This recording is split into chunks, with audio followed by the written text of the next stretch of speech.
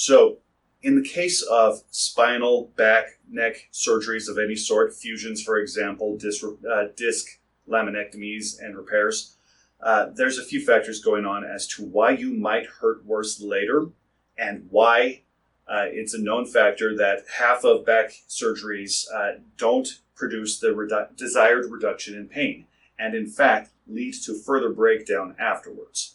So yes, a fusion will take a damaged vertebra, a damaged disc, a problem area, and it will stop that area from being troubled. When a disc has been compromised and starts to crush, or a nerve is being impinged, or the vertebra is shattered, or anything like that, you've got a problem there and your body cannot tolerate it. So a fusion may be necessary. By the time you get to that point, it may very well be necessary, the best thing that you can do for yourself.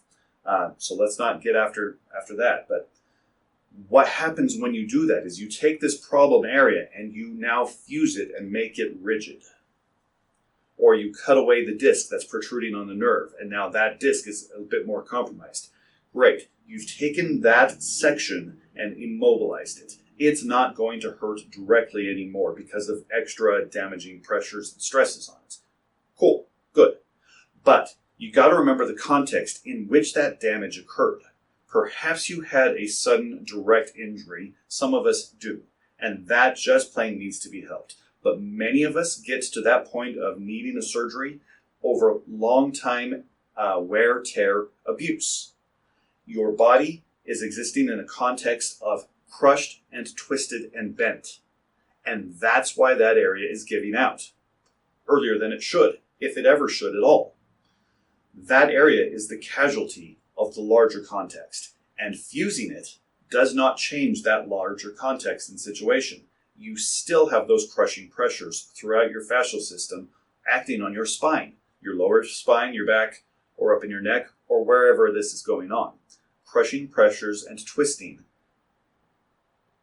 damaging your spine every step you take, every day you live.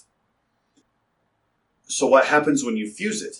That damaged area is now immobilized and is no longer being further damaged directly. It's not being moved. But that twisted situation outside of it is now acting on the edges of that fusion. The bottom part, above and below the fusion, are now being asked to move even more.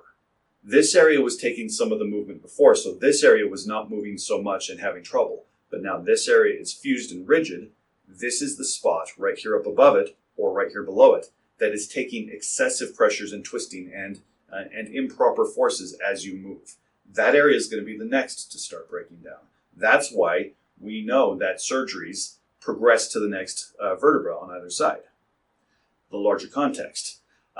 So we know that this is a factor. We know that this is a thing that happens. It's kind of surprising to me that not many people have asked, can we prevent that from happening further? It's actually mostly assumed you're just going to get worse at the next level of vertebra. And that's going to be your progression, so hold off as long as you can. Now, you very much can if you take the proper addressing and treating of the myofascial system. If you care for the health of your myofascial system, you can head off much of that damage. You can possibly reverse some of it, and you can prevent more of it from building up as you go. Take the proper steps to really care for the health of your system, and you will do so much better.